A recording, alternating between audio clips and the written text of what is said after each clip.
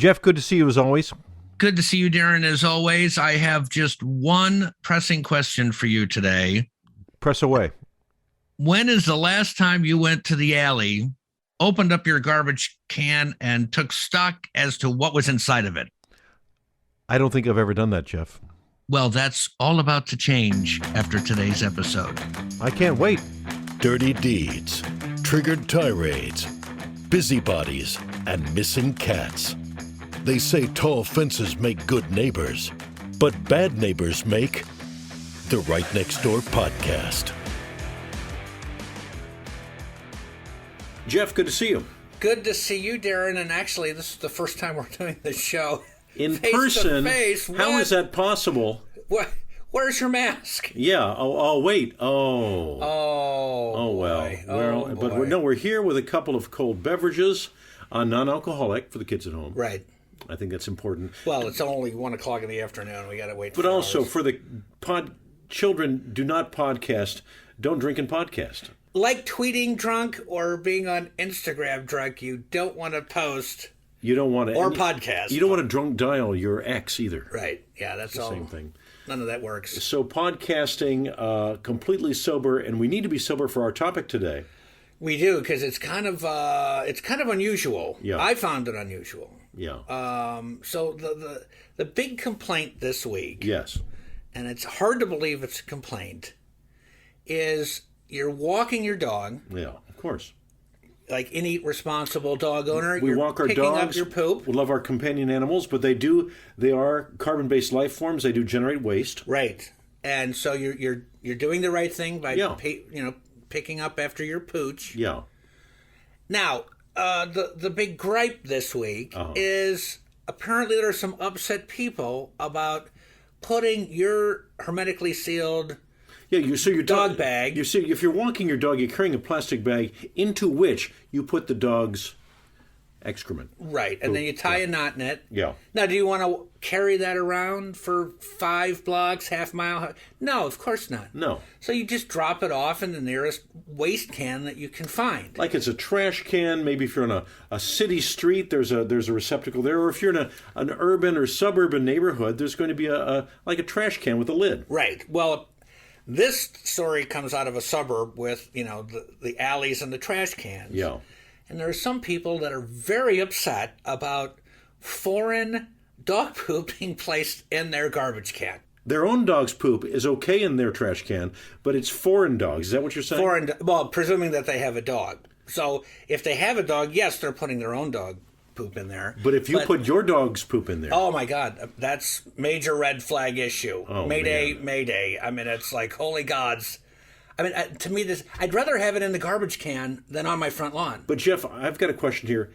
How do they know which dog's poop it is? How do they know? Are they using specially crafted dog poop bags that are like monogrammed? Color-coded. They're color-coded. Yeah. They're monogrammed. They've got their family crest on the dog poop bag. That's right. So they know that their dog's poop is Right. clear to go in the trash. But So- your dog's...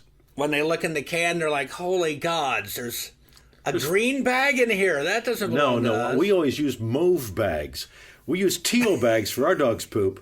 Which begs the question. Yeah. I mean, the garbage cans are pretty big. I don't know how many Yeah. gallons. I mean, it's not like the old days where you had a tin can like Oscar the Grouch. No. There's like these big, plastic.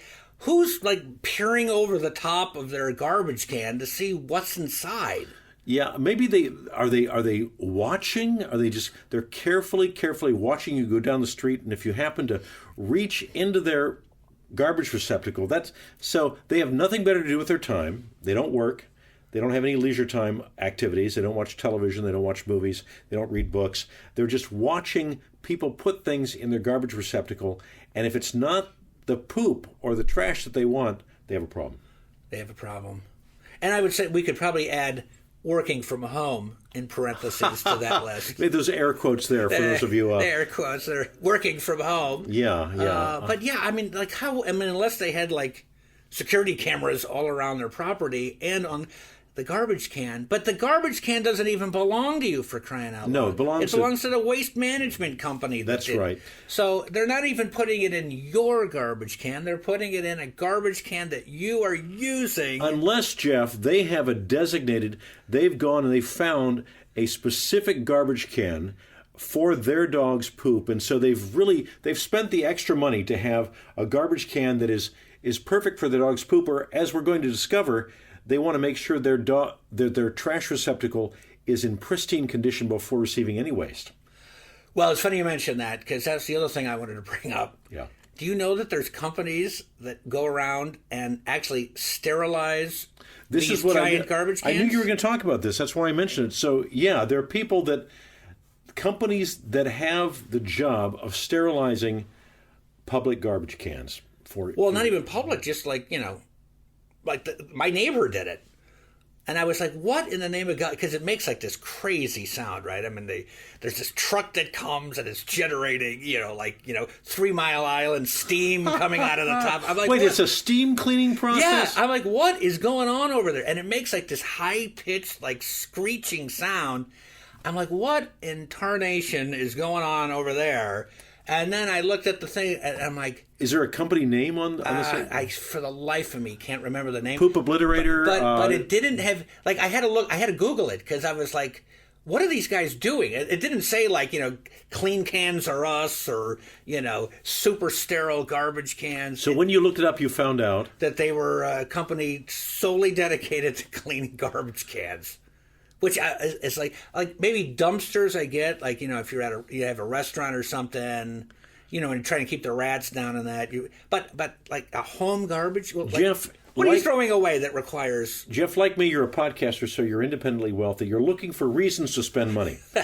You're looking for ways to spend money you do not have to spend, so you're going to steam clean your trash receptacle. That's an important thing to you. You're spending money in needless ways. You're doing dog psychotherapy. You're having your tires rotated every week.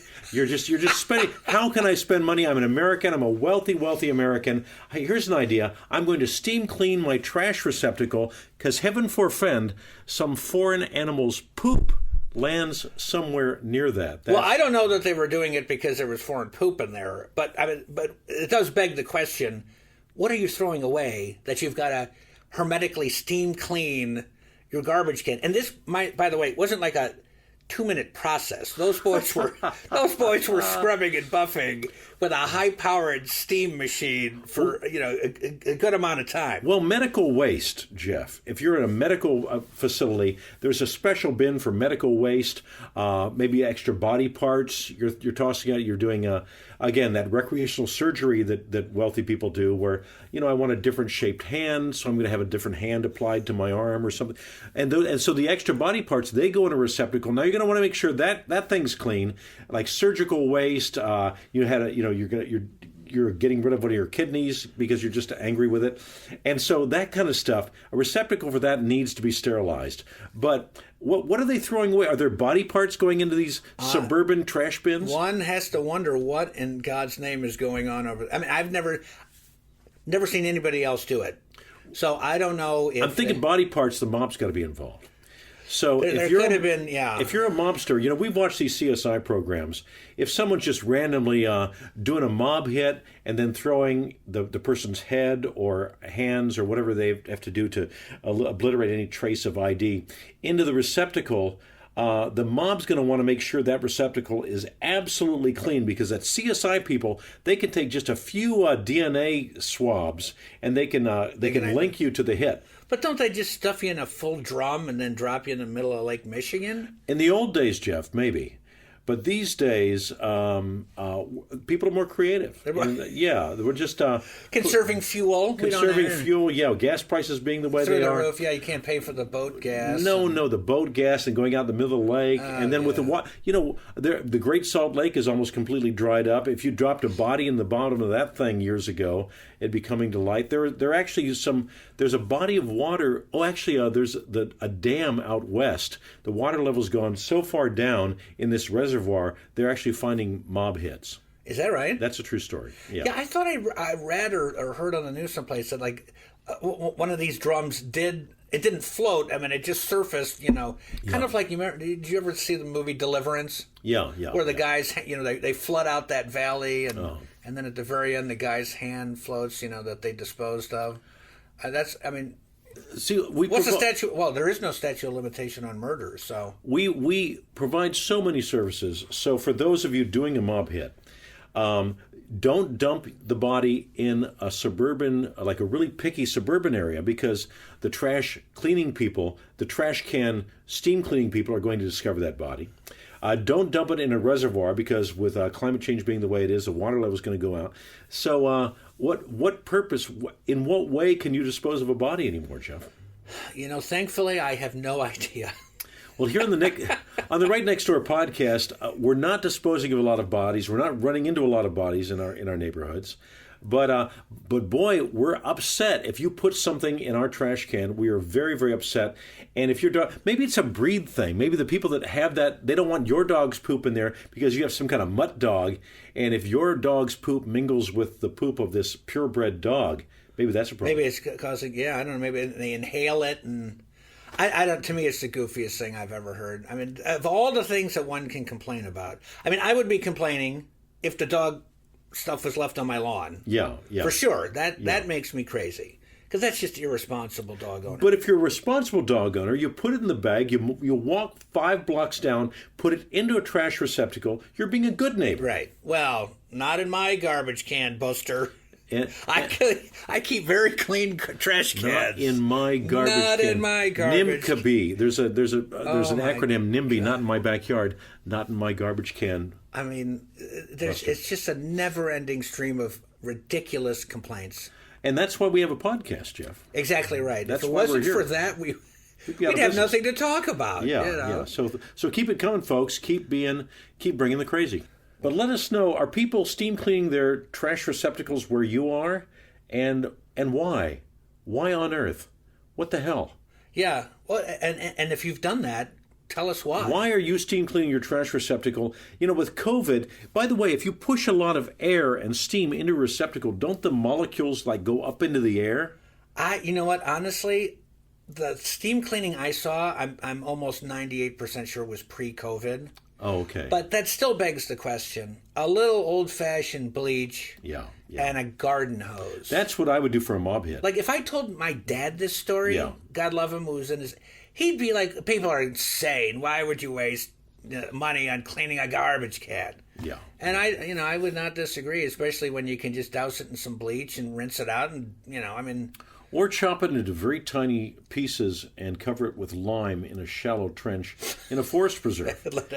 I've heard that's something you possibly could do. I'm not sure why I know that, but well, another viable option: call your waste management company and say and if they laugh at you and say, no, we're not doing that, then take a 5-pound hammer to it and bust off the lid and call back and say, uh-oh, truck hit my garbage can. I need a new lid. Then you get a whole new. And then you get a whole new one, sterilized, brand new, right off the fact. Unless they bring you one that had foreign dog poop in it. And then you don't want that. No guarantees. You have a neighbor who's driving you crazy. Tell us about it. Right Next Door Podcast at gmail.com. The Right Next Door Podcast is an unscripted production of Eversharp Media, which takes a satirical look at local news coverage and social media. The material, views, and opinions expressed are not necessarily those of the talent, guests, or the production company. Celebrity voices impersonated, including this one.